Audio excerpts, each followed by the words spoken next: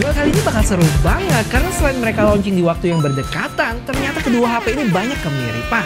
Terus siapa yang lebih baik dong dari tes-tes yang gue lakuin ini? Apakah Vivo atau Realme yang bisa merebut poin lebih banyak dari topik-topik di sini? Yuk kita bahas. Ngomongin penampilan, kedua HP ini punya desain yang beda ya, khususnya di bagian belakang. Realme itu lebih kayak perhiasan yang bernuansa gold gitu, dengan gerigi di pinggir kamera modulnya yang bulat dan cukup gede di tengah. Sedangkan Vivo ini sedikit lebih minim dengan kamera modul berbentuk oval di sebelah kiri. Untuk material back covernya sama-sama dari glass yang ada bintik-bintik glitter gitu dan minim sidik jari. Nilai plus di Realme ada tekstur kayak garis cahaya yang keren sih.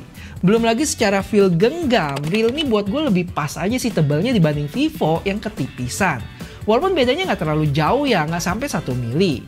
Cuman kalau disuruh pilih, entah kenapa gue lebih suka desainnya Vivo, terutama kamera modulnya yang lebih kecil memanjang di samping.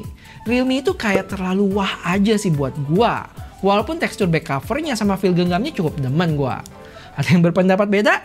Nggak masalah, kalian bisa punya hitungannya sendiri dan catat untuk tiap-tiap topiknya nanti. Kalau buat sisi depan, kedua HP ini sama-sama punya layar lengkung yang bikin looks-nya lebih premium. Dengan bezel yang menurut gue sih mirip-mirip aja. Selebihnya juga mirip ya, punya kualitas layar yang sama-sama bagus dengan ukuran layar selisih 0,08 inch aja tuh.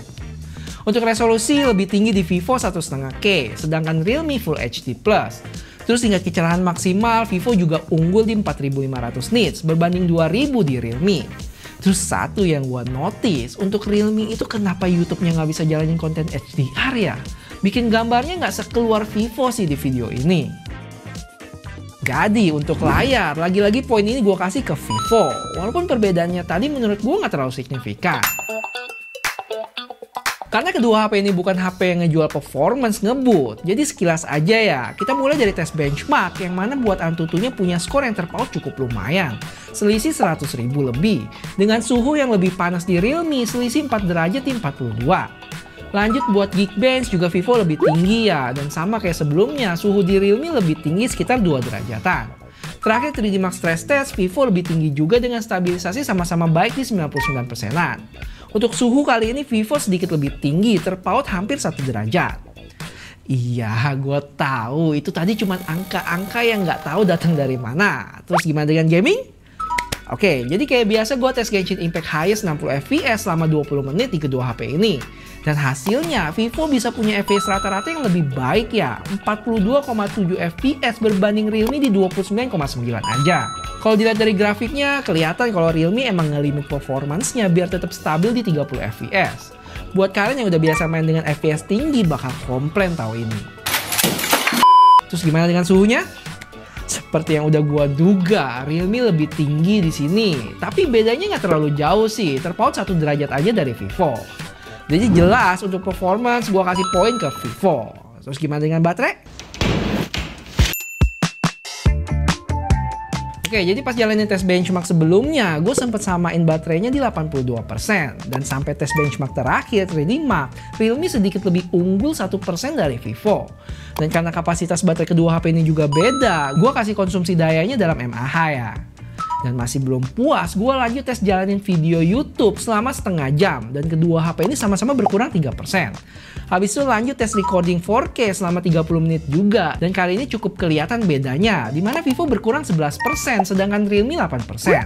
Suhu Vivo di sini lebih tinggi ya. Dan apakah artinya video Vivo lebih baik? Nanti kita bandingin di bagian kamera.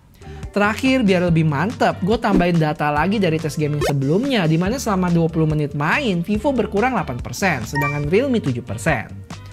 Jadi dari hasil ini, bisa gue bilang Realme lebih baik ya dalam hal pengurangan persentase baterai. Dan kalau dihitung secara mAh pun makin terlihat kalau konsumsi daya Realme sedikit lebih baik. Cuman perlu diingat, sekelas Vivo V40 pun di tes sehari bersama gue kemarin bisa dapat SOT yang cukup tinggi ya. Dan dari hasil ini, tampaknya Realme bisa lebih awet lagi. Jadi untuk poin ini, gue kasih ke Realme. Oh ya, dan buat chargingnya, kedua HP ini sama-sama support 80 watt charging yang sama-sama diklaim juga ke 100% dalam 49 menit. Gila, cepet banget ya chargingnya. Oh my Coba channel ini juga bisa cepet-cepet mencapai 1 juta subscriber. Bisa lebih cepet collab sama Gadgetin ini mah. Jadi buat yang belum subscribe, boleh sikat tombolnya sekarang ya, bakal berarti banget. Thank you. Oke, sebelum kita bahas kualitas foto dan video kedua HP ini, mari kepoin dulu fitur kameranya. Yang sayangnya, kemampuan buat pindah lensa depan dan belakang dan sebaliknya nggak bisa di Realme. Cuman Vivo aja tuh.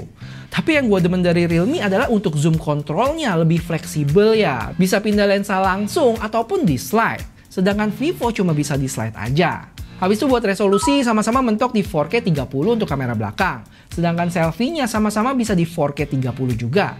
Tapi sayangnya Realme nggak bisa di 1080p 60 tuh. Nah sekarang lanjut kita ke hasil fotonya dulu. Yang mana untuk selfie bisa dibilang cukup mirip ya. Sama-sama cakep dengan jarak pandang yang luas. Paling untuk beberapa kondisi Vivo kayaknya lebih cerah deh. Terutama buat backlight gini muka gue lebih diterangin. Dan dynamic range di backgroundnya juga lebih baik. Terus untuk kamera belakang gue nggak terlalu bahas tentang warna ya. Karena Vivo cukup fleksibel. Bisa pilih color profile vivid, textured, ataupun size natural. Dan di foto ini gue pakai yang vivid. Untuk kualitas ya 11-12 aja sih untuk kondisi daylight gini. Kecuali kalau udah menyangkut zoom, Realme juaranya. Yang ketambahan satu lensa periskop lagi. Paling kelihatan plang nomor bus di depan sini yang kalau kita zoom lagi masih jelas di Realme ya. Buat jangkauan foto zoomnya pun Realme lebih jauh sampai 120 kali berbanding 20 kali di Vivo. Dan karena periskop tadi, buat portrait pun juga bisa menjangkau lebih jauh lagi ya. Backgroundnya juga lebih terkompres dengan objeknya lebih stand out. Cuma kadang gap antara 1 kali dan 3 kalinya Realme itu cukup jauh. Vivo sedikit lebih fleksibel karena dia punya 3 focal length. Walaupun focal length paling zoomnya itu nggak sejauh Realme. Ya untuk ini sih plus minus. Habis itu untuk ultra wide, Vivo ada autofocus ya. Jadi bisa sekalian buat shoot makro gitu dalam jarak dekat. Yang mana di Realme udah ngeblur. Lanjut kita ke video selfie yang mana Realme punya gambar sedikit lebih gelap. Sedangkan Vivo lebih dicerahin. Tapi impactnya untuk background di Realme lebih balance sih, nggak overexpose. Terus nggak lupa karena ada autofocus di selfie Vivo. Untuk shoot-shoot deket kayak gini masih fokus. Cuman yang perlu dipertanyakan di Realme adalah kenapa stabilisasinya nggak mulus ya? Padahal resolusinya cuma 1080p 30 aja. Semoga kedepannya ini bisa diperbaikin sih. Kalau resolusi 4K-nya sama-sama bergejolak dan secara gambar tampaknya Realme lebih gelap lagi di sini. Kalau buat video kamera belakang, gue berasa Vivo sedikit lebih cerah ya. Dan masalah zoom lagi-lagi nggak usah ditanyain. Realme lebih baik dengan tambahan lensa periskopnya yang bisa ngezoom mentok sampai 18 kali. Berbanding 10 kali di Vivo. Habis itu gue juga sempat cobain resolusi 4K yang sayangnya stabilisasinya nggak jalan di Realme. Vivo masih mulus. Sedangkan 1080p 60-nya sama-sama dua HP ini. Lanjut kita ke low light yang cukup kelihatan nih bedanya. Kita mulai dari foto lensa utama yang gue lebih demen hasil dari Realme. Kayak misalnya tulisan H di sini yang lebih jelas dan lampu OCBC aslinya itu yang beneran merah. Cuman kalau udah menyangkut ultra wide, gambar di Realme itu mulai soft ya, nggak setajam di Vivo yang emang secara resolusi pun lebih tinggi 50 megapiksel berbanding 8. Hal ini juga sama buat selfie-nya ya, yang terlihat gambar di Vivo lebih tajam dibanding Realme yang agak ngeblur. Apa mungkin gara-gara autofocusnya bikin lebih tajam ya? Habis itu jangan lupa Vivo punya aura light yang kalau dibandingin sama flash biasa di Realme hasilnya cukup beda. Cahayanya lebih merata dan warna kulit muka juga lebih natural di sini. Oke, terakhir kita ke video yang terlihat untuk selfie-nya Vivo lebih dicerahin gitu. Cuma yang dikorbankan di sini adalah noise-nya jadi lebih berasa dan cahaya yang ada di belakang nggak bisa diredam sebaik Realme. Kalau buat video kamera belakang, gua rasa mirip-mirip lah ya. Jitternya sama-sama berasa. Cuma mungkin video di Vivo sedikit lebih dicerahin. Sedangkan ultra wide sama kayak fotonya cukup berasa gambarnya jadi soft gitu di Realme. Oke, jadi siapa yang lebih baik? Sulit ya. Poin ini harusnya gua kasih ke Vivo dengan segala kelebihan yang ada tadi. Tapi karena Realme bisa kasih lensa lengkap dari ultra wide, wide, dan periskop, maka gua kasih poin buat kedua HP ini. Walaupun ultra wide-nya nggak sebaik Vivo, tapi lebih mending daripada nggak ada sama sekali. Belum lagi buat lensa utama di Realme menurut gua lebih baik ya, terutama untuk low light-nya. Gimana? Setuju nggak? Atau kalian ada pendapat lain? Boleh share pendapatnya di komen ya. Nah, sekarang untuk spek lainnya, hal yang paling menonjol di Vivo itu udah IP68 dan IP69. Jadi nggak cuma bisa dicelupin ke dalam air, tapi bisa disembur dengan tekanan yang cukup kuat. Sedangkan Realme ada di IP65 yang bisa buat ciprat-ciprat air aja tuh. Habis itu juga koreksi kalau salah, Vivo punya update software yang lebih lama setahun, 3 tahun OS update dan 4 tahun security. Sedangkan Realme 2 plus 3 tahun. Sisanya mirip-mirip sih, udah 5G, NFC, dan dual SIM yang nggak bisa tambah memori. Paling kalau ngomongin AI, kedua HP ini sama-sama punya fiturnya sendiri ya. Yang paling kepake itu AI buat ngilangin objek yang gue sempat pakai keduanya. Dan sejauh ini sama-sama oke. Kita bisa tinggal lingkarin aja objeknya, nanti si AI bakal auto detect dan generate gambarnya. Nah, tapi kalau ngomongin haptic feedback, no debat Realme lebih baik sih. Getarannya emang udah kayak HP flagship, mantep. Sedangkan Vivo, ya taulah masih lemah gitu. Terakhir buat speaker,